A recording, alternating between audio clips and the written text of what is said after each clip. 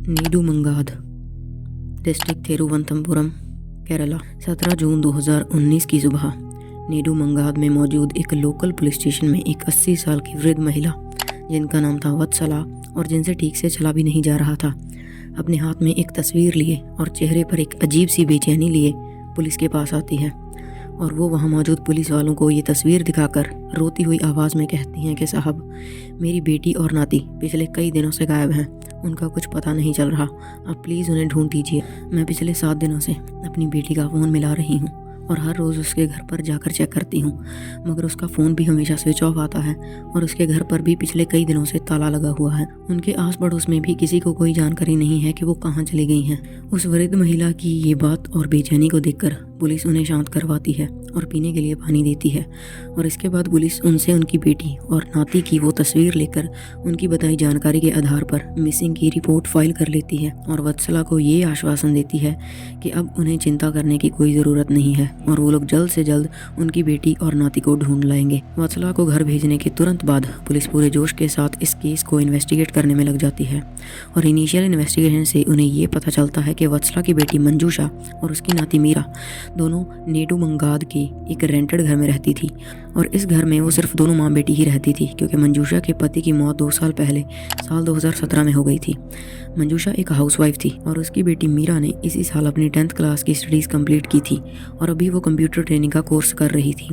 हर Sunday को उसे अपनी कंप्यूटर क्लासेस से छुट्टी होती थी, इसीलिए वो हर संडे अपनी नानी वत्सला से मिलने के लिए उनके घर जाया करती थी, जो कि उससे बहुत प्यार करती थी और अक्सर वो रेगुलरली फ़ोन पर भी उनसे बात किया करती थी। लेकिन 10 जून के बाद से वत्सला की मीरा से बात नहीं हो पाई थी और उसी रात से उनका फ़ोन भी स्विच ऑफ आ रहा था। पुलिस आस पड़ोस में इन दोनों माँ बेटी मंजूषा और मीरा के बारे में अच्छे से पूछताछ करती है, मगर उनके हाथ कुछ भी ऐसा क्लू नहीं लगता जिससे उन्हें मंजूषा और मीरा को ढूंढने में कोई मदद मिल सके। मगर फिर भी पुलिस हिम्मत नहीं हारती और अपनी तरफ से ट्राई करती रहती है। एंड एज अ रिजल्ट कुछ दिनों बाद उनके हाथ में एक काम की जानकारी लगती है। इस इन्फॉर्मेशन से उन्हें मंजूषा या फिर उसकी बेटी मीरा का तो पता नहीं चलता, मगर नेडुमंगाद के ही रहने वाले एक और शख्स की गुमशुदगी के बारे में ज़रूर पता चलता है, जो कि काफ़ी अजीब बात थी। और इससे भी ज़्यादा अजीब बात ये थी कि ये शख्स भी कोइंसिडेंटली 10 जून 2019 से ही गायब था, जिस दिन से मंजूषा और मीरा गायब थी। तो पुलिस अब इस बात को सीरियसली लेती है और इन्वेस्टिगेशन करने पर उन्हें पता चलता है कि गायब होने वाले शख्स का नाम अनीश है, जो कि इसी एरिया में अपनी माँ के साथ एक घर में रहता था। एंड जब पुलिस उसका फ़ोन ट्राई करती है तो वो भी स्विच ऑफ आ रहा था। एंड सरप्राइजिंगली इस अनीश का मंजूषा के घर काफ़ी रेगुलरली आना जाना था। And from this point police अब 100% श्योर हो चुकी थी कि ये दोनों केस आपस में लिंक्ड हैं, लेकिन काफ़ी कोशिश करने के बाद भी उन्हें ना तो मंजूषा और मीरा का कोई क्लू मिला और ना ही अनीश का। पुलिस अपनी तरफ से पूरी हिम्मत हार चुकी थी, मगर तभी अचानक 30 जून 2019 के दिन कुछ ऐसा होता है जिसकी किसी को उम्मीद भी नहीं थी।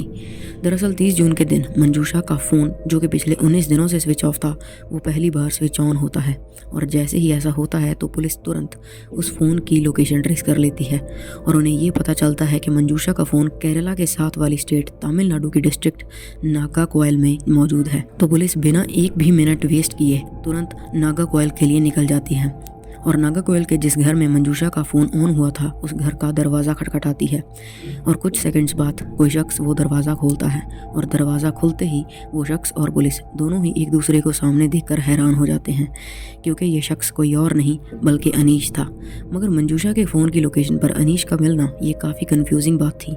मगर कुछ ही देर में पुलिस की ये कन्फ्यूजन भी दूर हो जाती है जब उन्हें उसी घर के अंदर से अनीश के साथ साथ मंजूषा भी मिल जाती है। एंड वो भी पुलिस को वहाँ देखकर काफ़ी सहमी हुई लग रही थी। एंड उन दोनों के हाव भाव देखकर पुलिस को किसी अनहोनी का अंदाज़ा हो गया था, इसीलिए वो मंजूषा से उसकी बेटी मीरा के बारे में पूछते हैं कि वो कहाँ है,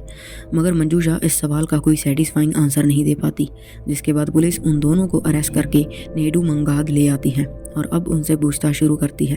और एक बार फिर से मंजूषा से उसकी बेटी के बारे में पूछती है। और इस बार मंजूषा पुलिस को बताती है कि दरअसल उसकी बेटी मीरा अपने किसी बॉयफ्रेंड के साथ केरला भाग गई थी और उसी को ढूंढने के लिए वो और अनीश केरला गए थे। मगर तब पुलिस उससे कहती है कि फिर तुम दोनों के फ़ोन क्यों इतने दिनों से स्विच ऑफ थे, जिसका उन दोनों के ही पास कोई जवाब नहीं था। पुलिस को पता था कि ये दोनों इतनी आसानी से मुंह नहीं खोलेंगे,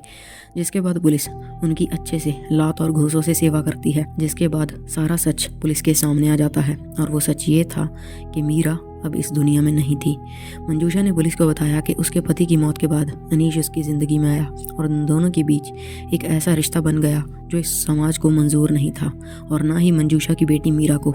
अनीश अक्सर मंजूषा से मिलने के लिए उसके घर आया करता था, जो कि मीरा को बिल्कुल भी पसंद नहीं था और इस बात को लेकर माँ बेटी में अक्सर बहस होती थी और 30 जून को भी कुछ ऐसा ही हुआ था। मीरा की इसी बात को लेकर अपनी माँ से लड़ाई हो गई, जिसके बाद उसने खुद को अपने कमरे में बंद कर लिया। लेकिन जब कई घंटों तक वो अपने कमरे से बाहर नहीं आई तो मंजूषा ने अनीश की मदद से वो दरवाज़ा खुलवाया, लेकिन अब बहुत देर हो चुकी थी। मीरा ने पंखे से खुद को हैंग कर लिया था एंड शी वॉज नो मोर। जिसके बाद मंजूषा और अनीश डर गए थे कि वो लोग फंस जाएंगे। जिसके बाद उन्होंने रात होने का इंतज़ार किया और रात के ठीक 9:30 पर अनीश और मंजूषा मीरा की बॉडी को बाइक के बीच बैठाकर अनीश के घर के पीछे वाले अबेंडेंड कुएं के पास ले गए और फिर उसकी बॉडी को उस कुएं में फेंक दिया और उसी रात केरला के लिए भाग गए। तो ये थी वो कहानी जो मंजूषा ने पुलिस को बताई, मगर असली सच अब भी सामने आना बाकी था। तो 30 जून के ही दिन पुलिस उनकी बताई हुई जानकारी के अनुसार उस कुएं से मीरा की बॉडी को निकलवाती है, जो कि 19 दिनों तक पानी में रहने की वजह से बहुत ज़्यादा ख़राब हो चुकी थी। मगर उसकी बॉडी के साथ साथ पुलिस को बड़े बड़े पत्थर भी बंधे हुए मिले, जो कि शायद मंजूषा और अनीश ने ही बांधे थे ताकि बॉडी फूलकर पानी के ऊपर ना सके। तो खैर पुलिस बॉडी को पोस्टमार्टम के लिए भिजवा देती है और पोस्टमार्टम रिपोर्ट इस केस में चौंका देने वाले खुलासे करती है, और वो ये कि मीरा ने कभी आत्महत्या की ही नहीं थी, बल्कि उसका मर्डर हुआ था। उसको गला घोंटकर मारा गया था और इतना ही नहीं, मरने से पहले भी उसके शरीर पर काफ़ी सारी चोटों के निशान मिले थे, विच मेंट कि मारने से पहले उसे बहुत बुरी तरह से पीटा गया था।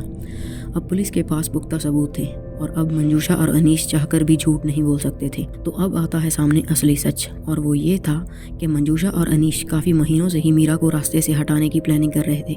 क्योंकि वो उनके रिश्ते को आगे बढ़ने नहीं दे रही थी और हमेशा मंजूषा से उसके अफेयर को लेकर झगड़ा करती थी। और 30 जून को भी एक बार फिर से यही हुआ था, जिसके बाद मंजूषा को बहुत गुस्सा आया और उसने मीरा को बहुत बुरी तरीके से मारा पीटा और एट द एंड उसे बेड पर फेंक कर एक शॉल से उसका गला घोंटने लगी। मगर जब उससे मीरा काबू नहीं आई तो ये काम अनीश ने किया और उसने उस शॉल से मीरा का गला घोंट दिया और फिर वो लोग रात होने का इंतज़ार करने लगे और फिर वही हुआ जो उन्होंने पहले बताया था। मगर जब वो लोग मीरा की बॉडी को कुएं में फेंकने वाले थे तभी उन्होंने ये देखा कि मीरा तो होश में आ रही, मतलब कि वो अब भी जिंदा थी। जिसके बाद मंजूषा ने खुद अपने हाथों से अपनी बेटी का गला घोंट दिया और इस बार तब तक जब तक उसकी सांसें नहीं थम गई। और फिर बॉडी को ठिकाने लगाकर अनीश और मंजूषा दोनों केरला भाग गए, जहाँ से